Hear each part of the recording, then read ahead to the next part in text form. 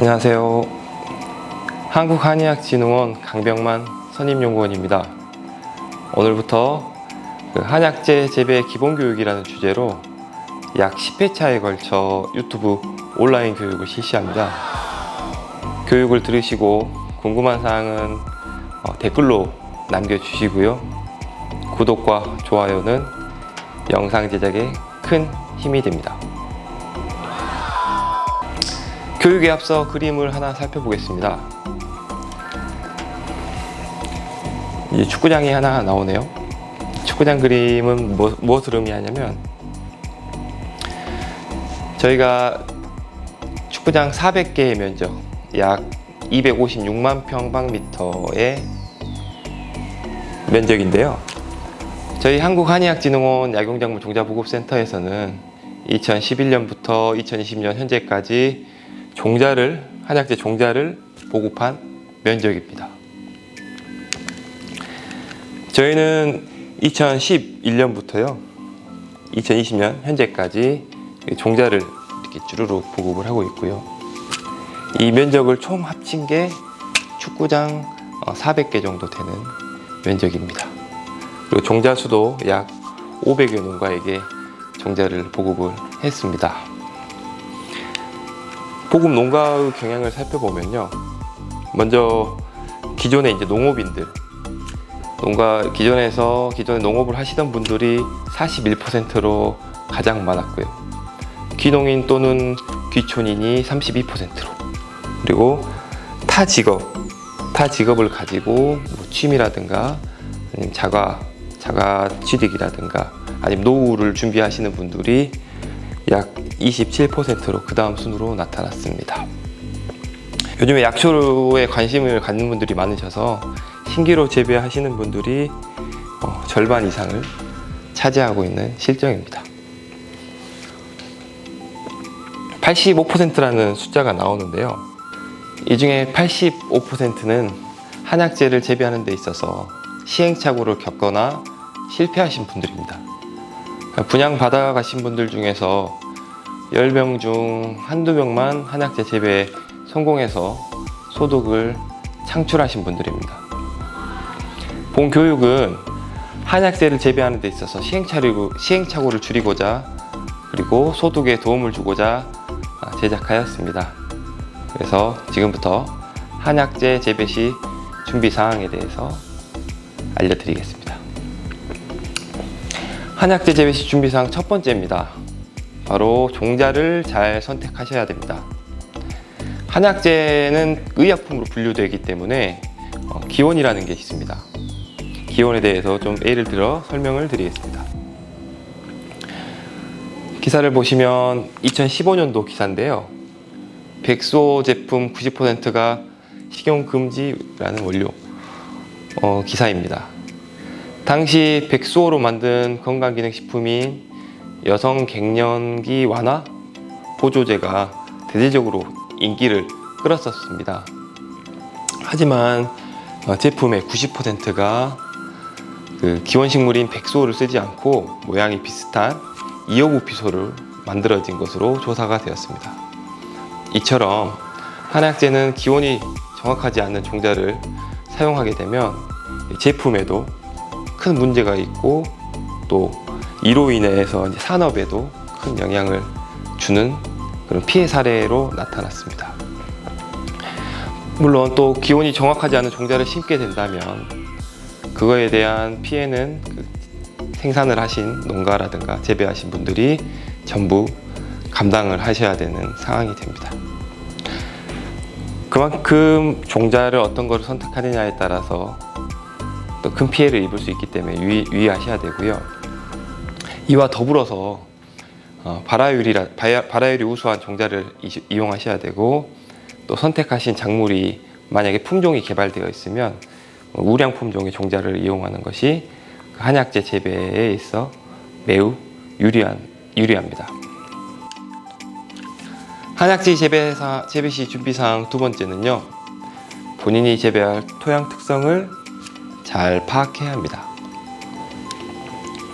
그림을 하나 보여드릴게요.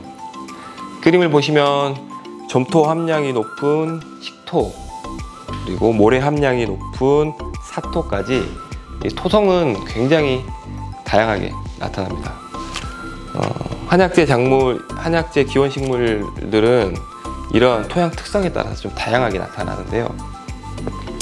대부분의 작물들이 여기 식양토에서 이 사양토까지 이 동그라미 안에 있는 이 토성 안에서 많이 재배가 됩니다.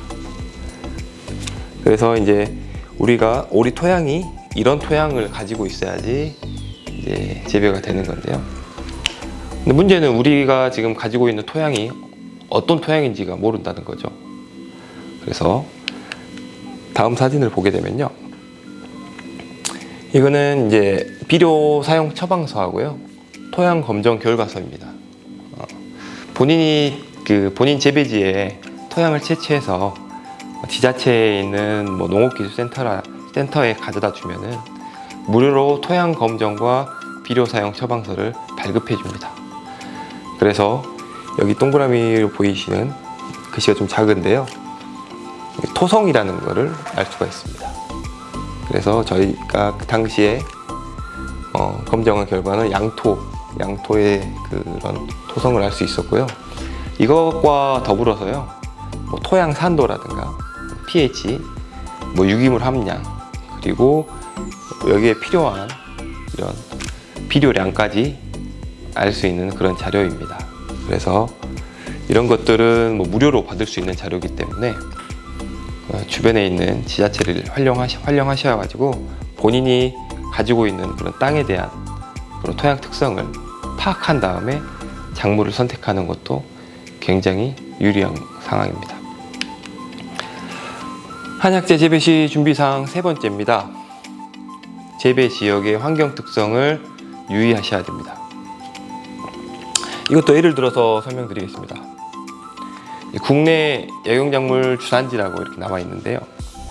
굉장히 전국적으로 그런 한약재에 대한 주산지가 이렇게 각각에 펼쳐져 있는 상황입니다. 강원도 평창 진부라는 곳에는 이런 참당기가 주산지입니다.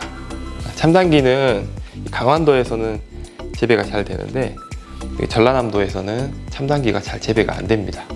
대신에 이제 1단기라는 그런 외단기를 전남 지방에서는 재배를 하고 있습니다. 그래서 전남에는 외단기, 그리고 강원도에는 참단기. 반대로 외단기는 강원도에서 재배가 잘 되지 않습니다. 이처럼 지역 환경에 알맞은 작물을 선택을 하셔야 됩니다.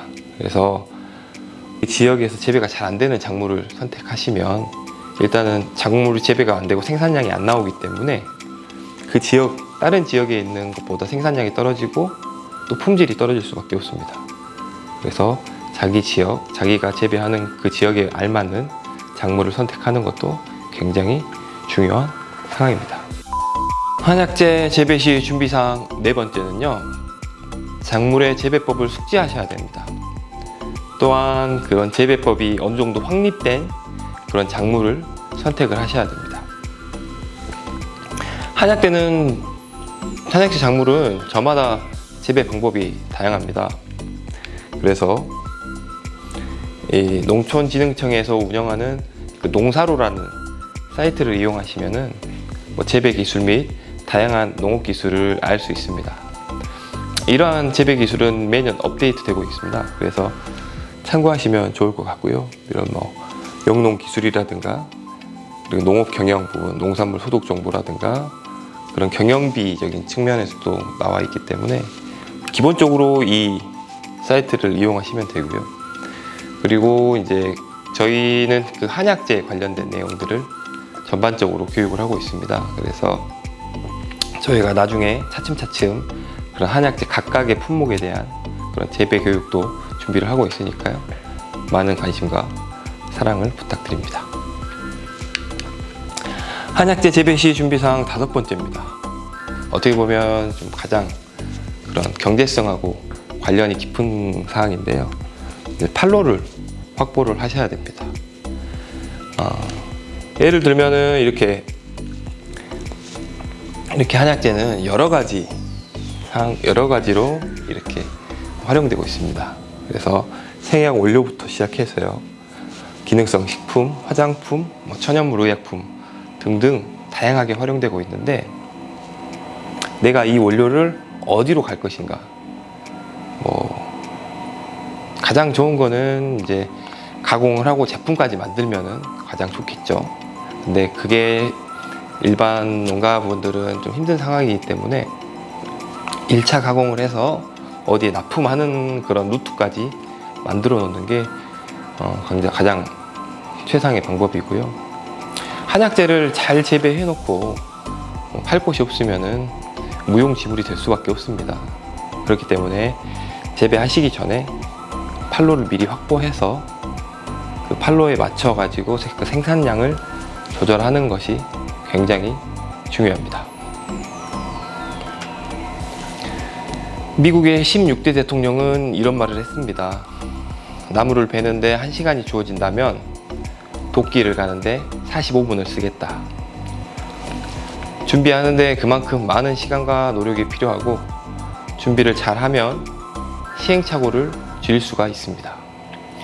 여러분들도 준비를 잘 하셔서 한약재 재배에 성공하셨으면 좋겠습니다. 시청해 주셔서 감사합니다.